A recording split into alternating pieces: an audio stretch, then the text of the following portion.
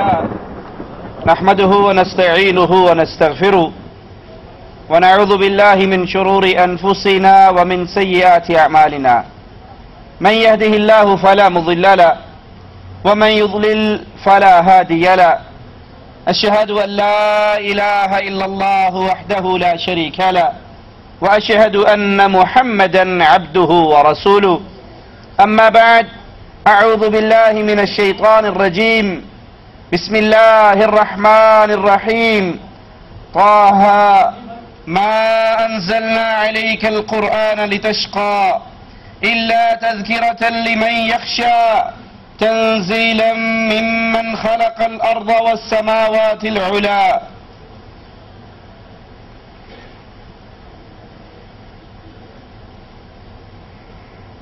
آسمان کے تارے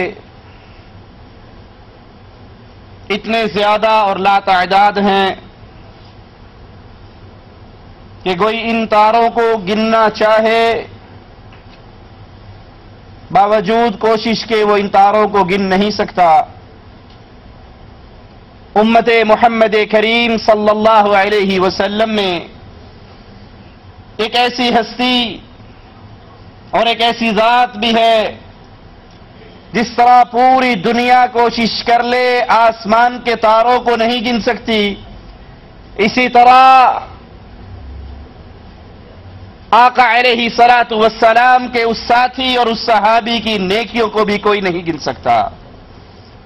عائشہ رضی اللہ تعالی عنہا مومنوں کی ماں آسمان پہ چمکتے ہوئے تاروں کو دیکھتی ہیں، آقا علیہ الصلوۃ والسلام سے سوال کرتی ہیں، یا رسول اللہ صلی اللہ علیہ وسلم، جس طرح یہ آسمان کے لاتعداد تارے ان کو کوئی گن نہیں سکتا، کیا آپ کی امت میں کوئی خوش نصیب ہے کہ اس کی نیکیاں بھی اتنی ہی ہو جتنی آسمان کے یہ ستارے ہیں؟ رسول کریم صلی اللہ علیہ وسلم مسکرائے، کہا ہاں عائشہ، میری امت میں ایک شخص ہے جس طرح کوئی آسمان کے ستاروں کو نہیں گن سکتا، اسی طرح عمر ابن خطاب کی نیکیوں کو بھی کوئی نہیں گن سکتا۔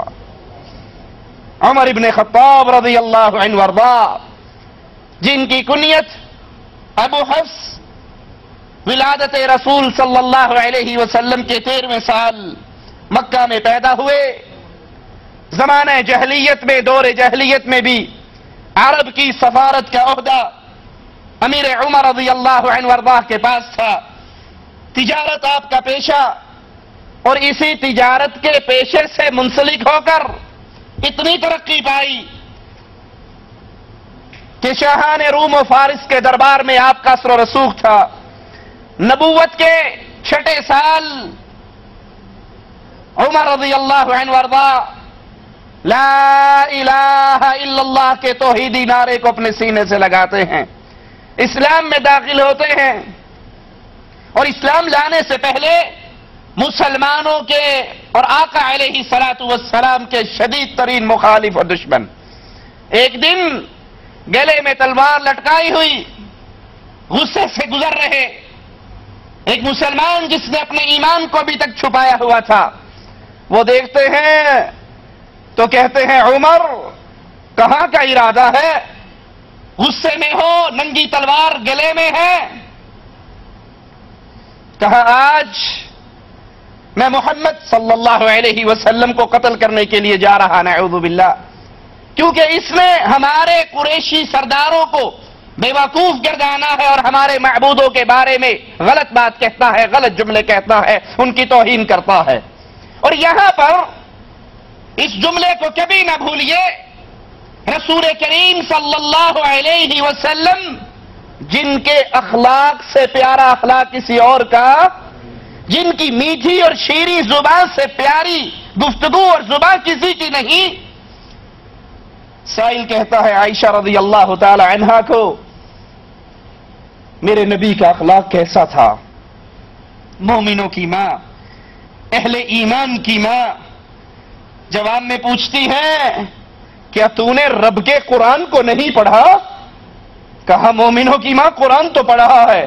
کہا پورا قرآن محمد کا اخلاق ہے صلی اللہ علیہ وسلم. اتنی میٹھی زبان والے، اتنے پیار والے، اتنی محبت والے، لیکن یاد کر لیجئے جب بھی لا الہ الا اللہ کا آوازہ لگے گا کہ لوگوں اللہ کے علاوہ کوئی الہ نہیں، کوئی مشکل کشا، حاجت روا، بگڑی بنانے والا، شفا دینے والا، رزق دینے والا، عزت دینے والا، موت دینے والا، زندگی دینے والا اللہ کے علاوہ کوئی نہیں، تو اہل شرک، اہل کفر اس کے جواب میں کہیں گے یہ ہمارے بزرگوں کو گالیاں دیتا ہے.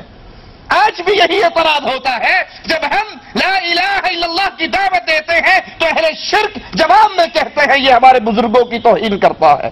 ہمیں تو چھوڑیے، ہم تو آقا امام کائنات، امام اعظم، امام الانبیاء جناب محمد رسول اللہ صلی اللہ علیہ وسلم کے مبارک قدموں سے اڑنے والی خاک کے ایک ذرے کے برابر بھی نہیں. لیکن جب امام الانبیاء نے، امام اعظم نے لا الہ الا اللہ کے آوازے کو مکہ کی گلیوں میں بلند کیا، اس وقت کے کفار نے بھی جواب میں وہی کہا تھا جو آج اہل توحید کو اہل شرک کہتے ہیں کہ یہ ہمارے بزرگوں کو گالیاں دیتا ہے، اور محمد صلی اللہ علیہ وسلم نے کسی کو گالی کہا یہ ہمارے معبودوں کو برا کہتا ہے، ہمارے قریشی سرداروں کو بیوقوف سمجھتا ہے.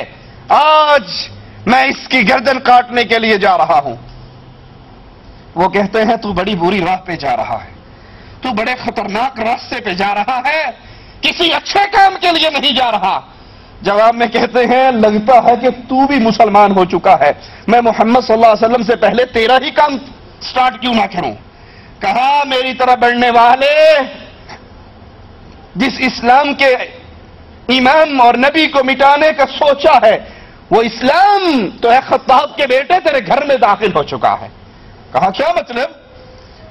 کہا تیری بہن اور تیرا بہنوئی لا الہ الا اللہ پڑھ کر محمد کے مریدوں میں شامل ہو چکے ہیں صلی اللہ علیہ وسلم. وہیں سے اپنا راستہ پلٹتے ہیں، غصے کی کیفیت میں بہن کے دروازے پر پہنچتے ہیں، دروازہ بجاتے ہیں، دروازے پہ کھڑے اندر سے قرآن پڑھنے کی آوازیں آ رہی. آقا علیہ الصلوۃ والسلام کچھ مسلمانوں کو ابتدائی ایام میں دوسرے مسلمانوں کی کفالت میں دے دیا کرتے تھے اور ان کے ذمے ان کو قرآن کی تعلیم دینا ہوتی. قرآن کی آواز سنتے ہیں، دروازہ بجاتے ہیں، بہن پوچھتی ہے کون ہے؟ جواب میں کہتے ہیں خطاب کا بیٹا ہے. دروازہ کھلتا ہے، اپنی بہن کو مارنا شروع کر دیتے ہیں. اس مسلمان ہونے کی وجہ سے، اس کلمہ پڑھ لینے کی وجہ سے اپنے بہنوئی کو مارتے ہیں، بہن کو مارتے ہیں. یہاں کے بہن لہو لہان ہو جاتی ہے، لیکن جس کا عمر بیٹا تھا اس کی وہ بیٹی تھی. خطاب کا بیٹا عمر تھا تو بہن بھی تو عمر کی تھی. جواب میں کہتی ہے بھائی تیرا جی چاہے آج میری گردن کو قلم کر دے، میں کلمہ پڑھ چکی ہوں، میں اس سے پیچھے نہیں ہٹ سکتی. جب بہن کو خون آلود دیکھتے ہیں غصہ تھمتا ہے، گھر میں بیٹھتے ہیں، ایک کتاب پہ نظر پڑتی ہے جس پہ لکھا ہوا ہے بسم اللہ الرحمن الرحیم. اس کتاب کو لیتے ہیں، ان آیات کی تلاوت کرتے ہیں، اور وہ آیات کیا ہے؟ طٰہ ما انزلنا علیک القرآن لتشقى الا تذکرة لمن یخشى تنزیلا ممن خلق الارض والسماوات العلی. اس کو پڑھتے ہیں، ایمان امیر عمر کے دل میں داخل ہو جاتا ہے، بے اختیار پکار اٹھتے ہیں اشہد اللہ الہ الا اللہ. وہ صحابہ جو اس گھر میں موجود تھے، گھر والوں کو قرآن کی تلاوت سکھا رہے تھے، وہ چھپی ہوئی جگہ سے باہر نکلتے ہیں اور بلند آواز میں اللہ اکبر کا نعرہ لگاتے ہیں اور کہتے ہیں عمر ابھی چند دن پہلے ہی ہمارے آقا جناب محمد الرسول اللہ صلی اللہ علیہ وسلم نے اللہ سے دعا کی تھی، اے اللہ اسلام کو عزت بخش دو میں سے کسی ایک انسان سے، یا عمر ابن حشام کو لا الہ الا اللہ کی توفیق دے دے، یا عمر ابن خطاب کو مسلمانوں کی صف میں شامل کر دے. عمر ہمیں یقین ہے ہمارے نبی کی دعا تیرے حق میں اللہ نے قبول کر لی ہے. کہتے ہیں مجھے اپنے نبی کے پاس لے کر چلو۔ عمر بن خطاب رضی اللہ عنہ وارضا رسول کریم صلی اللہ علیہ وسلم کے پاس آتے ہیں، دروازہ بجتا ہے، مسلمان اندر سے پوچھتے ہیں کون ہے؟ جواب میں کہتے ہیں عمر ہوں۔ مسلمان کچھ پریشان ہوتے ہیں کہ ننگی تلوار ہے، گلے میں لٹکی ہے، اور عمر کی بہادری کا کیا کہنا، عمر کی شجاعت کا کیا کہنا۔ آج کے دور کے ظالم امیر عمر کے ایمان کا بھی انکار کرتے ہیں، اس کی شجاعت کا بھی انکار کرتے ہیں۔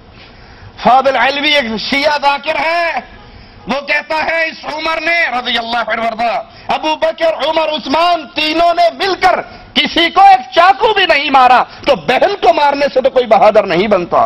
لا حول ولا قوت الا باللہ۔ جتنے بندے نا مسرت جگر دی تختی تے فاضل دے لفظ لکھ لے، مر جانے یاد یہودی اپنے والے پاس کھچے، کتا نبی آ جائے، یہودی سوچے بھی اگے تا لڈیا نا سائیں اور ہوں نبی ال جانا پیا۔ جتنے بندے رسول دے نال آئے نا، انہاں کول ہور تے کسے جنگ وچ بندہ مویا کوئی نہیں۔ مینو قرآن دی قسم غازی دا عالم سامنے جڑا بندہ مینو کسے روایت وچ وکھائے نا بے نہ رل کے بھی کسے نو چاقو مارے،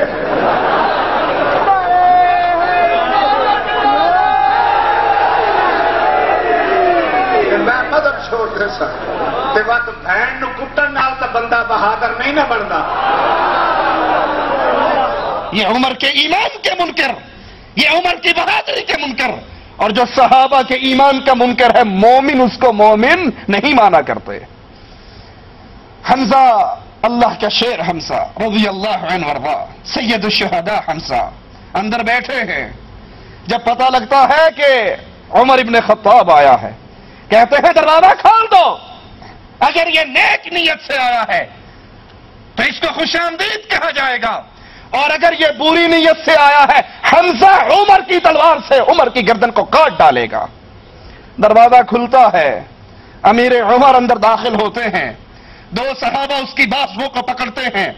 آقا علیہ السلام کہتے ہیں عمر کی بازوؤں کو چھاڑ دو، اٹھ کر عمر کے دامن کو پکڑ کے جھٹکتے ہیں اور کہتے ہیں عمر ایمان لے آؤ، اسلام لے آؤ۔ فوراً آواز لگاتے ہیں اشہد ان لا الہ الا اللہ واشہد ان محمد رسول اللہ۔ اہل ایمان جو چھپ کر اللہ کی عبادت کیا کرتے تھے، میرے عمر کی بہادری کا انکار کرنے والوں، میرے عمر پر تہمت لگانے والوں، اس کی توہین کرنے والوں، کاش تمہارے دل میں ایمان کا کوئی ذرہ ہوتا تو تم محمد کے کسی صحابی کی توہین نہ کرتے۔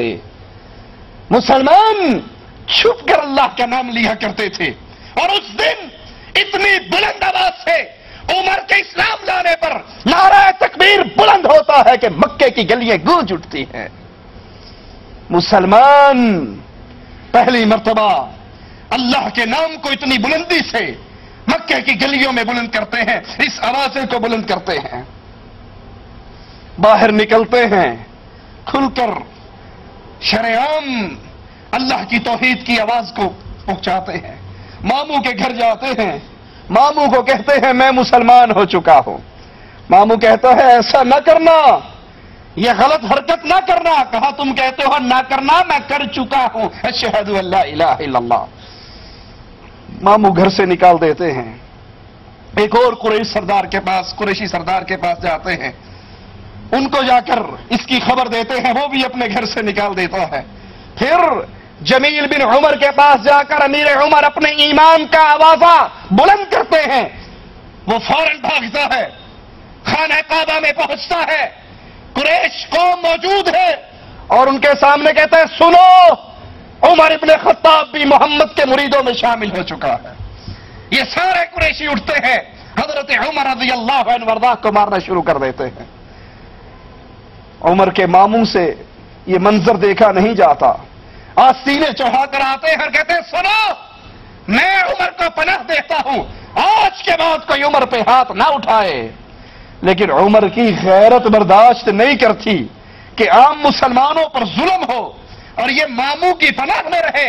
ماموں سے کہتے ہیں ماموں میں تیری پناہ کو تیرے حوالے کرتا ہوں، میں اپنے اللہ کی پناہ میں ہوں۔ ابن عباس رضی اللہ عنہما فرماتے ہیں رسول کریم صلی اللہ علیہ وسلم نے فرمایا تمہیں شک ہے